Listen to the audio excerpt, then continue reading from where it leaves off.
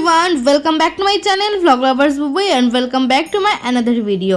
কেমন আছো তোমরা সবাই? আশা করছি ভালো আছো, আমরাও খুব ভালো আছি। আগের ভিডিওতে বলে রেখেছিলাম যে আমি দিচ্ছি আমার বাবার বিয়ে। এখন আমি যাকে রেডি করছি সেটা হচ্ছে আমার বাবার কোণে, মানে আমার মা, বলতে গেলে ইনি হচ্ছে আমার শাশুড়ি মা। তো আজকে বাবার মায়ের 36তম বিবাহ বার্ষিকী, সেই জন্যে আমার এই ছোট্ট একটা প্রচেষ্টা যে তাদের এই সুন্দর দিনটাকে আরও যেন আমি একটু বেশি সুন্দর করে তুলতে পারি, সেই জন্য আমার এই প্ল্যানিং। তো তোমরা পুরো ভিডিওটা দেখতে থাকো, আশা করছি তোমাদের ভালো লাগবে। আর তোমরা জানাবে যে আমার বাবার এই কনেকে কেমন দেখতে, ঠিক আছে? তো দিনটা ছিল 5ই ডিসেম্বরে। আজকে আমাদের কলেজের একটা অনুষ্ঠান ছিল, যেটা ছিল নবীন বরণের। তো সকাল থেকে মোটামুটি ঘরের কিছুটা কাজ করে আমি বাবা আর মায়ের জন্য, যেহেতু তাদের বিবাহ বার্ষিকী, সেই জন্য পায়েস রান্না করেছিলাম। তারপর খাওয়া দাওয়া করে আমি চলে গেছিলাম কলেজে। আমাদের কলেজের অনুষ্ঠান শুরু হওয়ার কথা ছিল 11টা থেকে, আর আমি কলেজে পৌঁছেছিলাম 3:30, কারণ কলেজে কোনো কিছুই টাইম ওয়াইজ হয় না। আগের বছর অনেকটাই লেট হয়েছিল, সেই জন্য ভাবলাম একটু লেট করেই যাই।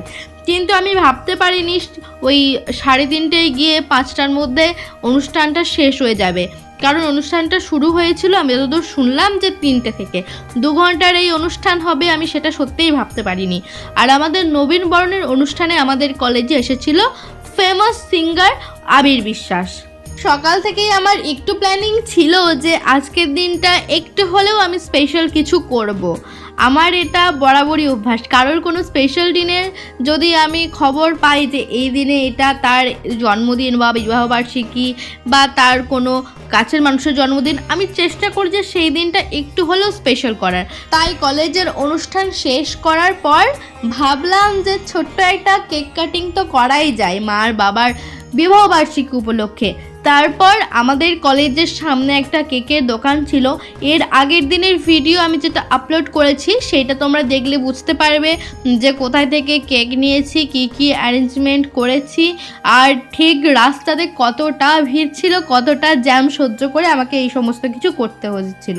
আর হ্যাঁ, প্রথমেই বলে রাখি, আমার এই প্ল্যানটা কেউ কোনো কিছু জানতো না। যখন আমি জিনিসগুলো কিনি সেই টাইমটাতে আমার বর জেনেছিল যে আমি এরকমটা কিছু একটা করতে চলেছি, তার আগে অবধি কিন্তু কেউ কিছুই জানতো না।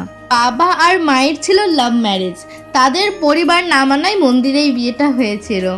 তো দেখো, 36 বছর আগেও কিন্তু মানে এই যে প্রেম করে বিয়ে করার এই রীতিটা কিন্তু ছিল। আমার শ্বশুর শাশুড়িও প্রেম করে বিয়ে করেছে, আর আমার মা বাবাও পছন্দ করেই বিয়েটা করেছে।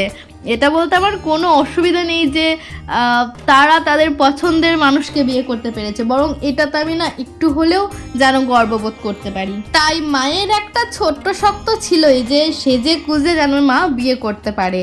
তো সেই কাজটা আমি পূরণ করে দিয়েছি, কারণ আমি একটা সুন্দর শাড়ি পরিয়ে দিয়েছি, আমার যত গয়না ছিল সেগুলোও মাকে পরিয়ে দিয়েছি, সাথে আমি ফুলের মালাও কিনে নিয়েছিলাম যে বাবা আর মায়ের আবার বিয়ে দেবো। এখানে দেখো, বাবা কিন্তু নিজেই পাঞ্জাবি পরে রেডি। আর মায়ের থেকে আমাদের সবার থেকে বেশি এক্সাইটমেন্ট ছিল বাবার। বাবাকে যখন বললাম যে এরকম একটা অনুষ্ঠান করব, তো বাবাকে আর কিছু বলতে হয়নি, বাবা নিজেই একদম পাঞ্জাবি পরে রেডি হয়ে গেছিলো। এমনকি সবাইকে ফোন করে দেখাচ্ছিল যে আজকে আমার বিয়ে, আজকে আমি আবার বিয়ে করতে চলেছি। মাসি শাশুড়ি, মামি শাশুড়ি, যতজন ছিল সকলকে ভিডিও কলে সমস্তটাই দেখানো হয়েছে। আর বাবার যে আনন্দটা হয়েছিল না, সেটা ভাষায় প্রকাশ করা যাবে না। মানে আর ম্যাচিং কেমন হয়েছে দেখো, মায়ের ব্লাউজের সাথে বাবার পাঞ্জাবিটা, মানে এটা দুজনেই ভাবতে পারিনি, আমরাও ভাবতে পারিনি, কিন্তু শেষমেশ দেখলাম ঠিক ম্যাচিং একটা জিনিস হয়েই গেছে।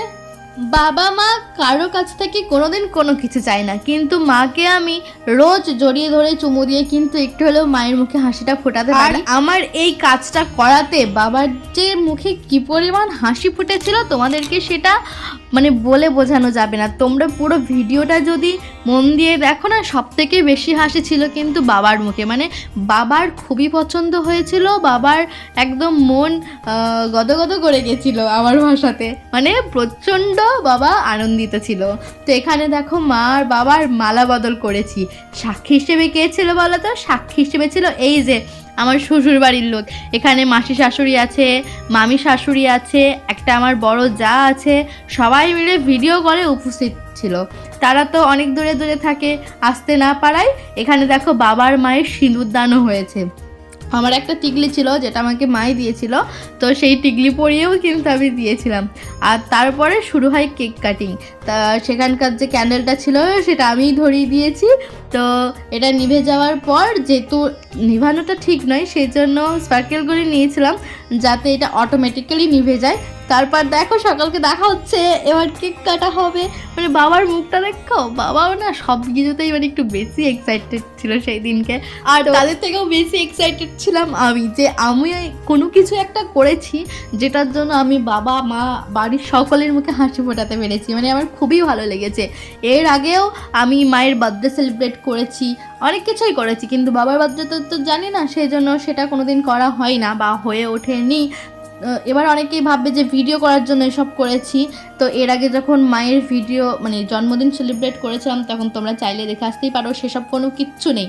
জাস্ট সবার স্পেশাল দিনটা স্পেশাল করে তোলার জন্যই আমার এই প্রচেষ্টা। তো কেমন লাগলো জানিও তোমরা ভিডিওটা।